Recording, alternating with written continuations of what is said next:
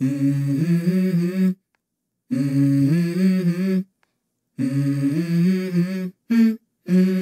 go. I wake up to a little bit of drool on my pillow, feel like it's gonna be a bad day. Yeah, I'm tired of shit, and the coffee ain't hit yet, damn, ain't that great. I don't wanna go to work, cause my boss is a jerk, and I'm not even that paid. I need a change in my life, cause I don't feel alive, and there's nothing that makes me happy. Hold my beer for a minute, I'm about to quit my job, cash in for a ticket. I'm going on a trip and I don't plan to visit. I'm gonna stay there till I feel like I'm winning, and this is just the beginning. I need a big change, help me feel like living. I need a big swing, home runs I'm hitting, and I'll never look back, moving on till I get it.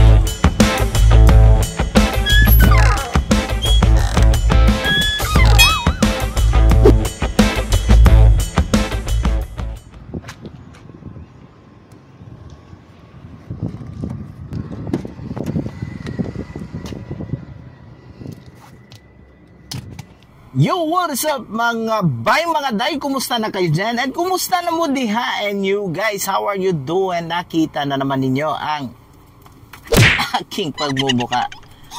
Ano bang meron ngayon sa araw na to? Matagal-tagal din akong hindi nakapag-vlog. Napaka-busy ko talaga, pasensya na talaga, sobrang busy, Lahat naman tayo busy, Busy sa trabaho, busy sa negosyo, busy sa kahit na ano-ano. Diba? Alam naman natin yon na hindi pwedeng hindi tayo mabisi dahil kailangan natin ng pangtusto sa ating pamilya. So, yung nakita ninyo kanina na may nag-aayos doon, FYI, isang Hyundai na 2012 model na Accent yon. Inaayos, syempre inaayos siya kasi nag-overheat. At ang unang pumutok sa kanya ay yung kanyang water pump. Yung water pump ay yun ang nagdadala ng sirkulasyon ng coolant or yung cooling system ng ating sasakyan, So habang bumabiyahe siya, kwento ko lang sa inyo kasi habang bumabiyahe nga siya ay yun, pumutok yung hose or ano man yung pumutok doon. Ngayon ang nangyari sa sobrang layo ng biniyahe niya, papuntang Jeddah daw sila, ay ayun, wala siyang choice kundi ipato yung sasakyan niya papunta dito pabalik sa Riyadh kasi nga ay ayun, nasa kalagitnaan ng desyerto siya nasiraan. So ano bang sense na kwento ko sa inyo to? Ano bang kabuluhan bakit kwento ko sa inyo ang mga bagay na to? Bakit nga ba? Etong sasakyan na to, itong minamaneho ko ay isang China car. Ang ibig kong sabihin ay, bakit ba China car? Alam nyo ba na ang China car ngayon ay isang malaking dagok sa car industry sa buong mundo dahil napaka ganda na kanilang performance and mostly pinaganda nila ang kanilang interior design. And kung bibili ka ng mga mamahaling sasakyan, budget wise and performance wise, ang China car ay hindi na po nagpapahuli. Ang China car ay marami na ring innovation ang nangyari, and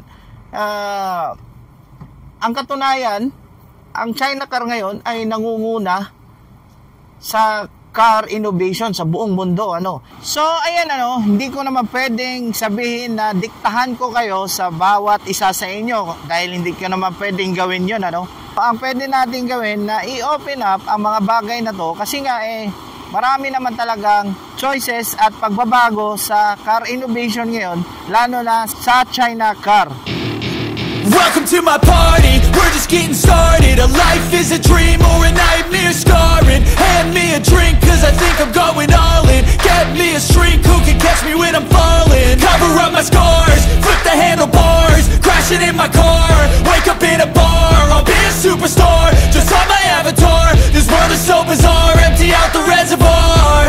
Yeah, I'm taking 6 shots, yeah, straight to the face. And I wanna get lost, I'm sick of this place. Don't know how to stop when I'm feeling this way. So I'm taking 6 shots. So, ayan hindi ko na patatagalin ang vlog na to at sana ay kahit papaano na-enlighten ko ang inyong mga isipan. Malay mo, di ba? makakabili ka ng China car at maikukumpara mo talaga na parehas lang. At lagi niyong tandaan, just only love mga bay mga day. So, see you on my next vlog. Peace! Never stop, I'll get it if I want it. Gotta make to myself a promise. I won't quit, keep going till I got it. I won't give up till I'm on top. Yo, no, I ain't the type to give up. If I do something, man, I do it till I get what I want. I turn a business out of nothing into something I love.